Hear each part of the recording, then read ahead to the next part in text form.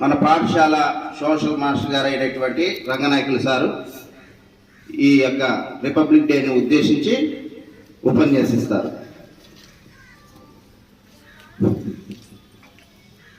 Respected HM, Chairman of SMDC and my dear colleagues and students.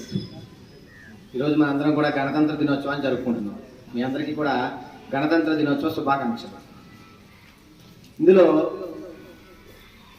నేను 2 విషయాలు చెప్పదలుచుకున్నాను. అందులో ఫస్ట్ ఆఫ్ ఆల్ ఏంటంటే కొంచెం ఈ స్వతంత్ర దినోత్సవానికి గణతంత్ర దినోత్సవానికి మధ్య తేడా ఏంటనేది మనం తెలుసుకోవాల్సిన అవసరం ఉంది. ఎందుకంటే చేసే పనులన్నీ సేమ్ ఒకే రకంగా ఉంటాయి కాబట్టి తేడా లేదనుకుంటారు, కానీ కొంచెం తేడా ఉంది, అది కొంచెం గ్రహించాలి. అందులో ముందు తేడాలో సాంప్రదాయాల్లో తేడా తెలుసుకుందాం. ఒక 2 చెప్తాను, చాలా ఉన్నాయి కానీ మనకు 2 చాలు. అందులో ఫస్ట్ ఏంటంటే మనం స్వతంత్ర దినోత్సవం రోజున జెండాని ఎగరేసేటప్పుడు కింద నుంచి పైకి లాగుతాం, కింద నుంచి పైకి లాగి వేస్తాం. అంటే ఆ జెండా ఫోల్డ్ చేసేసి కింద పెడతాం. ఈ ఫ్లాగ్ని దీన్ని ఫ్లాగ్ హాస్టింగ్ అంటారు. ఫ్లాగ్ హాస్టింగ్ అంటే ఫ్లాగ్ని కింద నుంచి పైకి పంపించి జెండా వేయడం. ఇలా ఎందుకని కింద నుంచి పైకి పంపించి జెండా ఎగరేస్తారు అంటే దాని అర్థం ఏంటంటే ఈ జెండా ఎగరవేయక ముందు మన దేశం స్వతంత్రంగా లేదు, మనకి సావరెన్ పవర్ లేదు, ఇప్పుడు సావరెన్ పవర్ వచ్చింది మనకి అన్నదానికి చిహ్నంగా జెండాని కింద నుంచి పైకి తీసుకెళ్తారు. అలా తీసుకెళ్లి ఎగరవేయడాన్ని ఫ్లాగ్ హాస్టింగ్ అంటారు.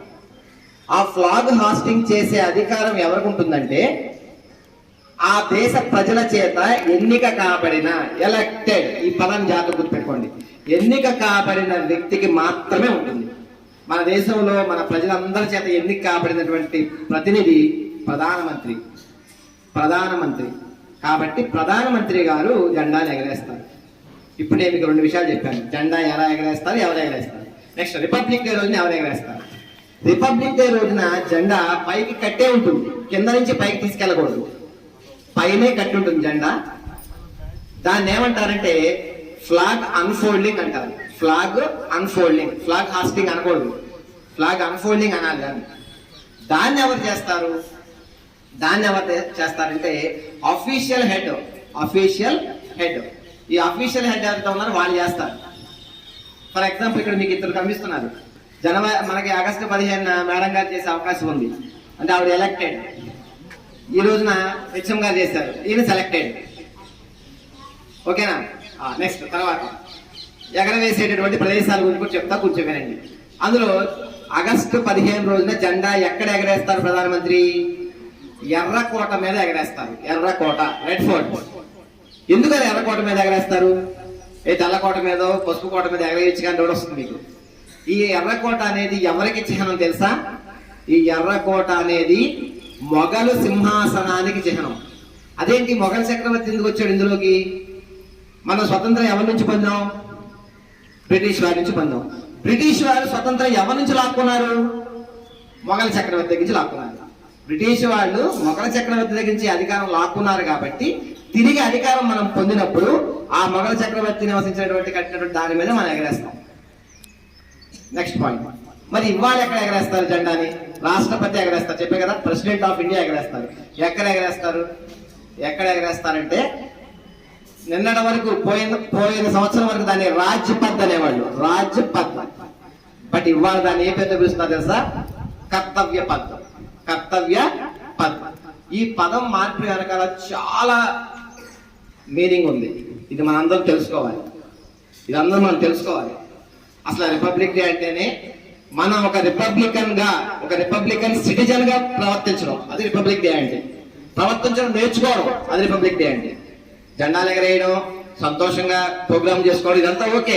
అట్ ద సేమ్ టైం మనం అసలు ఒక రిపబ్లికన్ గా ప్రవర్తిస్తున్నామా, మనకు ఒక రిపబ్లికన్ సిటిజన్ గా ప్రవర్తిస్తున్నామా అనేది చాలా ఇంపార్టెంట్. దాని గురించి మాట్లాడదాం. దానికంటే ముందు అసలు ఈ రిపబ్లిక్ డే అనేది ఎక్కువగా అఫీషియల్స్ అంటే గవర్నమెంట్ ఎంప్లాయీస్ వీళ్ళ రోల్ ఎక్కువ ఉంటుంది ఇందులో. కానీ స్వతంత్ర దినోత్సవం అప్పుడు రాజకీయ నాయకుల పాత్ర ఎక్కువ ఉంటుంది. ఓకే, ఇక్కడ ఒక జాగ్రత్తగా వినండి. ఫస్ట్ ఆఫ్ ఆల్ అసలు రిపబ్లిక్ డే ఎందుకు చేసుకుంటాం? పాయింట్ నెంబర్ 1, మనందరూ తెలిసిందే, రాజ్యాంగం అమల్లోకి వచ్చిన రోజు కాబట్టి రిపబ్లిక్ డే చేసుకుంటాం. రాజ్యాంగం అమల్లోకి వచ్చిన రోజైతే దానికోసం రిపబ్లిక్ డే చేసుకుంటే అప్పుడు రాజ్యాంగ దినోత్సవం అనాలి కదా. రిపబ్లిక్ డే అని ఎందుకు అన్నారు? అంతే కదా, రాజ్యాంగం అమల్లోకి వస్తే రాజ్యాంగం అమల్లోకి వచ్చిన రోజు అనాలి కానీ రిపబ్లిక్ డే అని ఎందుకు అన్నారు? ఇక్కడ జాగ్రత్తగా వినండి చెప్పేది. అదేంటంటే ఒక దేశం రిపబ్లిక్ దేశమా కాదా అనేది ఎలా తెలుస్తుంది? ఫస్ట్ ఆఫ్ ఆల్ ఒక దేశం రిపబ్లిక్ దేశమా కాదని ఎలా తెలుస్తుంది అంటే ఫస్ట్ ఒక క్వశ్చన్ వేయాలి. ఏంటి ఆ క్వశ్చన్ అంటే ఆ దేశంలో అత్యున్నత పదవి ఏంటి? ఇప్పుడు నేను ఒక ఎగ్జాంపుల్ చెప్తానండి. ఫర్ ఎగ్జాంపుల్ ఈజిప్ట్ అనే దేశం ఉంది. ఈజిప్ట్ దేశం రిపబ్లిక్ దేశమా కాదా అని అడిగే క్వశ్చన్ మిమ్మల్ని. వెంటనే మీరు నన్ను క్వశ్చన్ వేయాలి. అదేంటంటే సార్ ఈజిప్ట్ దేశంలో అన్నిటికంటే పెద్ద పదవి హైయెస్ట్ పొజిషన్ ఏంటి సార్ అని అడగాలి. నేను చెప్తాను ప్రెసిడెంట్ అమ్మా అంటాను. నెక్స్ట్ వెంటనే మరి మీరు క్వశ్చన్ అడగాలి. ఆ పదవిలోకి ఎలా వస్తున్నారు ప్రజలు? ఎలా వస్తారు? ఒక వ్యక్తి పదవిలోకి ఎలా వస్తారు? అధికారంలోకి ఎట్లా వస్తారు వ్యక్తి? జనరల్ గా 4 రకాలుగా వస్తారు. ఫర్ ఎగ్జాంపుల్ ఒకటి వారసత్వం. మీ నాన్నగారు సంపాదించిన పొలం మీద నీకు హక్కు ఉంటుందా ఉండదా? ఎలా వచ్చింది అది మీకు? వారసత్వంగా వచ్చింది. రెండోది సెలక్షన్. సెలక్షన్ ద్వారా కూడా హక్కు వస్తుంది. ఇప్పుడు మేమందరం ఇక్కడ కూర్చుంటానికి అధికారం కలిగి ఉన్నాం. దానికి కారణం వారసత్వం కాదు, మమ్మల్ని గవర్నమెంట్ సెలెక్ట్ చేసింది టీచర్స్ గా. మూడోది నామినేషన్. నామినేటెడ్ పోస్టులు అంటాం. సో ఈ 3 రకాలుగా జనరల్ గా వస్తారు. ఈ 3 రకాలుగా వచ్చిన దాంట్లో ఎలక్టెడ్ గా వస్తేనే ఆ దేశం రిపబ్లిక్ అవుతుంది. ఇప్పుడు మన ఇండియాకి వద్దాం. మన ఇండియాలో అత్యున్నత పదవి ఏంటి? రాష్ట్రపతి, ప్రెసిడెంట్ ఆఫ్ ఇండియా. ఆ ప్రెసిడెంట్ ఆఫ్ ఇండియాకి ఎలా వస్తారు? ఎలక్టెడ్ ద్వారా వస్తారు. కాబట్టి మన దేశం రిపబ్లిక్ అయింది. దాని వెంటనే క్వశ్చన్ వస్తుంది, ఎప్పుడైంది మన దేశం రిపబ్లిక్? ఎప్పుడైంది? 1950 జనవరి 26 రాజ్యాంగం అమల్లోకి వచ్చింది. రాజ్యాంగం అమల్లోకి వచ్చినప్పుడు రాజ్యాంగంలో ఉన్న పదవి కూడా అమల్లోకి వచ్చింది. రాజ్యాంగంలో ఉన్న పదవి అంటే రాష్ట్రపతి పదవి అమల్లోకి వచ్చింది. ఆ రాష్ట్రపతి పదవికి ప్రజల ద్వారా ఎన్నుకోబడిన వ్యక్తి అక్కడ కూర్చున్నాడు. అంటే మన దేశం రిపబ్లిక్ అయింది. కొంచెం వెనక్కి వెళ్దాం. 1950 జనవరి 25 ఇంకా అప్పటికి రిపబ్లిక్ డే రాలా. ఆ రోజు మన దేశంలో అత్యున్నత పదవి ఏంటి? దాన్ని ఒకసారి క్వశ్చన్ చేసుకోవాలి మనం. అంటే ఒక రోజు ముందు ఏంటంటే దాన్ని వైస్ రాయ్ అంటాం. Governor general cum viceroy. ఈ పదవి అత్యున్నత పదవి. ఈ పదవులకు ఎలా వచ్చేవాళ్ళు అంటే మన బ్రిటిష్ సివిల్ సర్వీస్ లో బాగా ఎక్స్పర్టైజ్ అయిన వాళ్ళని అక్కడ పెట్టేవాళ్ళు తీసుకొచ్చి. అంటే they are all selected, not elected. మీ అందరికి తెలిసి పేర్లు ఉంటారు. బ్రిటిష్ వాళ్ళలో చివరి viceroy cum governor general lord Mountbatten. He is a selected fellow, not elected fellow. దాన్ని ఏమైంది? మనకి స్వతంత్రం ఇస్తూ ఇప్పుడు హెచ్ఎం గారు స్కూల్ నుంచి వెళ్ళిపోతూ ఉంటే ఇన్ఛార్జ్ ఎవరికి చెప్తారు? నెక్స్ట్ ఇంకొక పర్సన్ కి ఈక్వల్ పర్సన్ కి చెప్తారు. ఈక్వల్ పర్సన్ గుర్తుపెట్టుకోండి, ఇది అది అన్లైన్ చేసుకోండి మీరు. ఈక్వల్ పర్సన్ కి చెప్తారు. Both are equal, same to same. ఆ ఈక్వల్ పర్సన్ కి చెప్తారు. మరి మన దేశంలో స్వతంత్రాన్ని కూడా ఈక్వల్ పర్సన్ కి చెప్పాలిగా. అప్పుడు మన దేశంలో ఒక పదవి సృష్టించారు, అదే viceroy cum governor general. దాంట్లో ఎవరిని పెట్టారు? మన ఇండియన్ పెట్టారు. ఆయన్నే చక్రవర్తుల రాజగోపాలాచారి ఇన్ఛార్జ్ చేశారు. ఆయన వేసి ఆయన చేతుల్లో పెట్టి బ్రిటిష్ వాళ్ళు వెళ్ళిపోయారు. అక్కడి నుంచి మన దేశం Indian viceroy, Indian governor general పరిపాలించుకుంటూ వచ్చాడు. ఇప్పటి వరకు 1950 జనవరి 26 వరకు. ఆ రోజుతో ఆ పదవి అయిపోయింది. కొత్త పదవి పుట్టింది, అదే రాష్ట్రపతి. ఆ పదవికి ఎలక్షన్ ద్వారా ఆ పదవి అక్కడికి వచ్చారు. కాబట్టి మన దేశం రిపబ్లిక్ అయింది. అర్థమైంది మీ అందరికి? ఇది అది రాష్ట్రపతి అనేది గుర్తుపెట్టుకోవాలి. నెక్స్ట్ ఓకే, ఇది పక్కన పెట్టండి, టెక్నికాలిటీస్ పక్కన పెడదాం. ఇప్పుడు మనం ఎలా బిహేవ్ చేయాలి? ఒక రిపబ్లికన్ సిటిజన్ గా బిహేవ్ చేయాలి. అసలు రిపబ్లికన్ సిటిజన్ అంటే ఏంటి? ఫస్ట్ ఆఫ్ ఆల్ గుర్తుపెట్టుకోండి, ఎప్పుడైతే ఎన్నిక కాబడిన వ్యక్తి అక్కడ కూర్చున్నాడో ఇక మన దేశంలో రాజరికం ముగిసినట్టే. రాజరికం ముగియడం అంటే రాజును పక్కన తోయడం కాదు, రాజరిక భావజాలం పక్కన తోయడం. అందుకనే లాస్ట్ ఇయర్ ఇది గమనించి ప్రభుత్వం, కేంద్ర ప్రభుత్వం రాజ్యపద్ అన్నారు. రాజ్యపద్ అంటే రాజుగారు నడిచే మార్గం.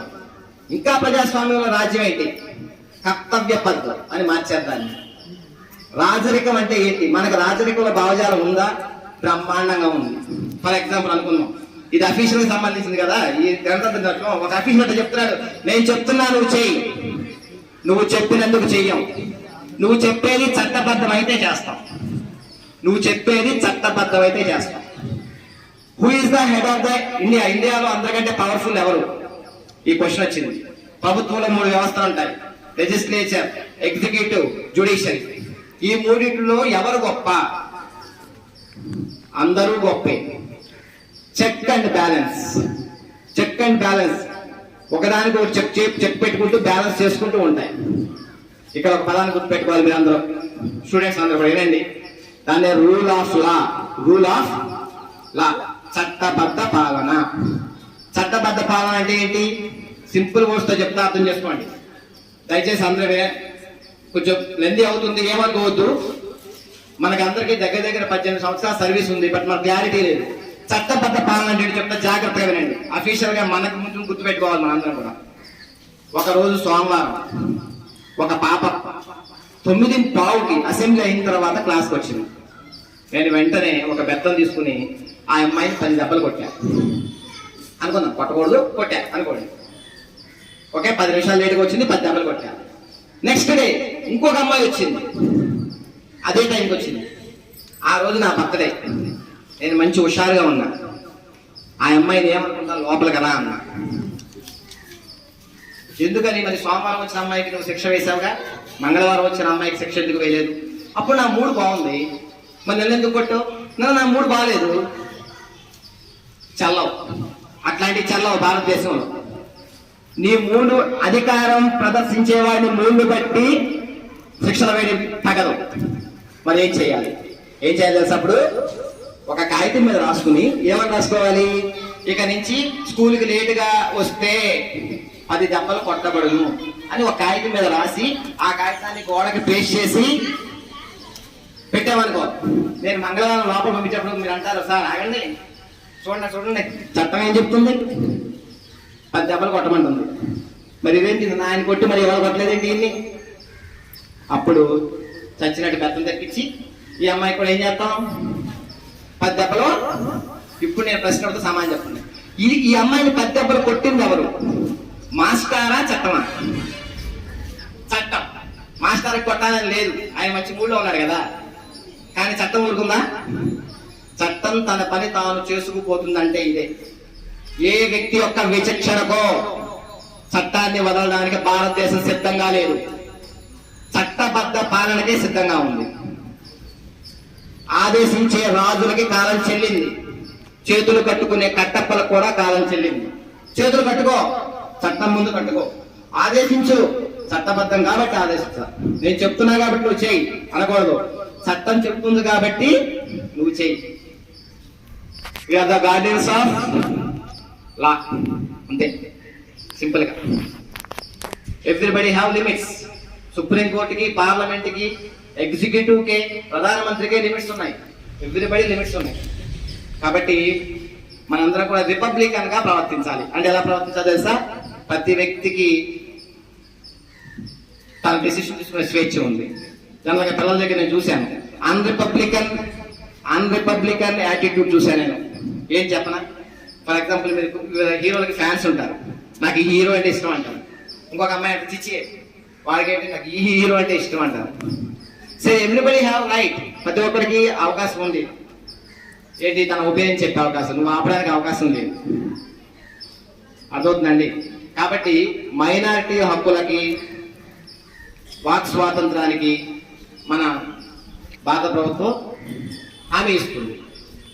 పక్కవాడిని మాట్లాడనివ్వాలి, పక్కవాడి తన భావాన్ని చెప్పగలగాలి.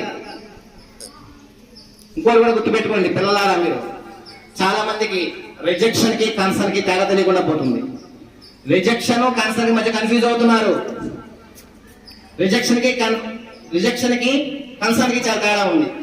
ఇప్పుడు నా పొద్దున్నే నాకు స్వీట్ పెట్టావు, నేను తింటూ ఇట్లా అన్నా, నాకు పొద్దున్నే స్వీట్ అంటే ఇష్టం లేదన్నా. It is not a rejection, it is a concern. అది తింటున్నాను నేను, బట్ చెప్పాను ఆ విషయాన్ని. నేను ఆ మాట అనగానే నువ్వు నన్ను వ్యతిరేకించి అనుకోకూడదు. మనం everybody have right to express their concern.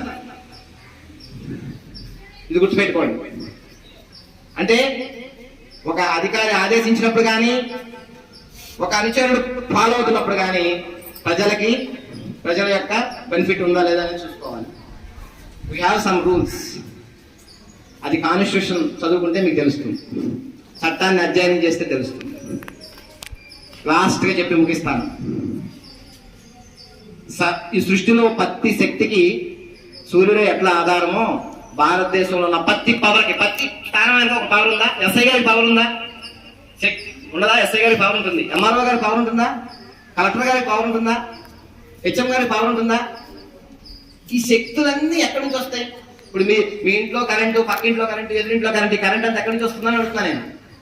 Current generation station అక్కడి నుంచిగా, పవర్ జనరేషన్ స్టేషన్ అక్కడి నుంచి అందరికి వస్తుంది, అవునా కదా? అలాగే ఈ అన్ని స్థానాలకి శక్తి ఎక్కడి నుంచి వచ్చింది? అధికారం రాజ్యాంగం నుంచి వచ్చింది. ఎక్కడి నుంచి వచ్చింది? కాబట్టి ప్రతి ఒక్కళ్ళు ఆ రాజ్యాంగానికి బదులై ఉండాల్సిందే. సో మీరు అందరూ కూడా ఆ రకంగా రిపబ్లికన్ సిటిజన్ యొక్క లక్షణాలు ఏంటో తెలుసుకుంటారని, ఆ రకంగా మీరు ప్రవర్తిస్తారని, అలా ప్రవర్తించిన రోజే మనకు నిజమైన గణతంత్రం ఏర్పడుతుందని, అది త్వరగా రావాలని కోరుకుంటూ నేను ముగిస్తున్నాను. అందరికీ ధన్యవాదాలు. Thank you sir. చక్కగా వివరించారు సార్. రిపబ్లిక్ డే గురించి, ఇండిపెండెన్స్ డేకి ఈ రెండింటి మధ్య ఉన్నటువంటి వ్యత్యాసాన్ని చక్కగా వివరించారు.